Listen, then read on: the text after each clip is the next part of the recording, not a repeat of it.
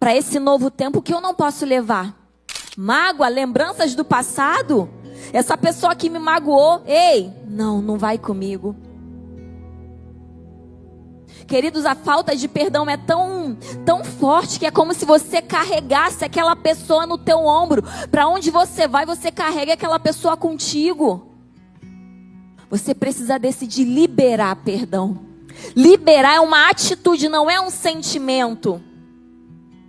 Não viva de passado, esquece o que se foi. Não viva do passado, o Senhor quer fazer algo na tua vida hoje, você não está vendo. Ele quer te dar um novo tempo, um novo caminho, mas para isso você precisa decidir desapegar do passado. Desapegar de coisas, pessoas, sentimentos, de lembranças que não vão poder seguir para o novo tempo de Deus para a tua vida.